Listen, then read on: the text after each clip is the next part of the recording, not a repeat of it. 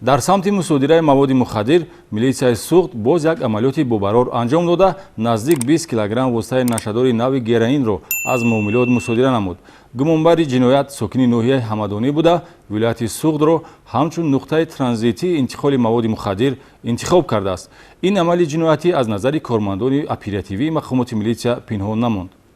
абри қарби бозори панҷшанбе дар қарби бозори панҷшанбе стадиона гузашта 3244 РВ. кормандони шӯъбаи мубориза зидди гардиши ғайриқонунии маводи мухаддири раёсати вазорати корҳои дохилӣ дар вилояти суғд бо коркарди ахбороти оперативӣ гардиши ғайриқонунии воситаи нашадорро ошкор намуда шахсияти ду интиқолдиҳандаи маводи марговарро муайян ва яке аз онҳо Шарван Насимов Умед Маҳмадиевич соли таваллудаш 1991 истиқоматкунандаи ноҳияи Мир Саид Алии Ҳамадонии вилояти Хатлонро дар ҳудуди ноҳияи Бобоҷон Ғафуров бо мухаддароти сахттаъсири героин ба миқдори махсусан калон 19 килои 868 грамм ғофилгир карданд.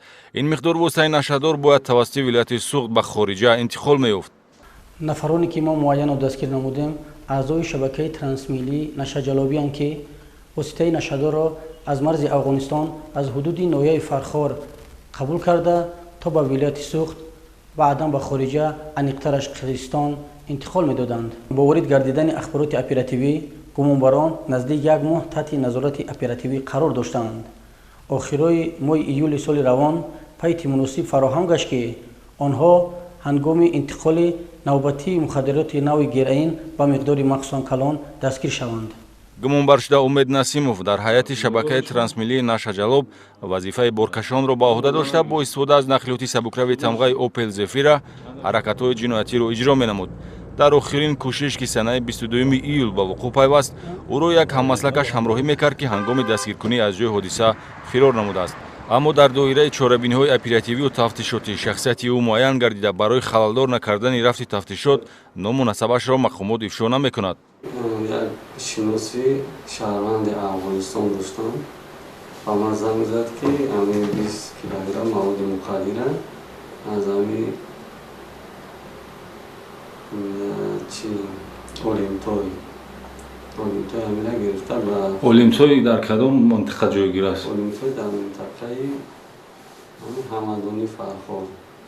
номи маҳалла аст?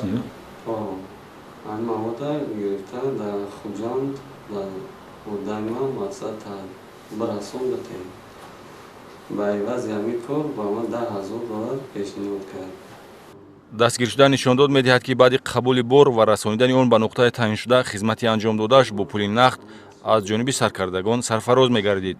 мақомотҳои оперативию тафтишотии милитсияи суғд дар пай муайян кардани ҳалқаҳои занҷири ҷиноятӣ буда аз рӯи ҳодиса бо моддаи 200 қисми 4 кодекси ҷиноятӣ парвандаи ҷиноятӣ оғоз карда шудааст.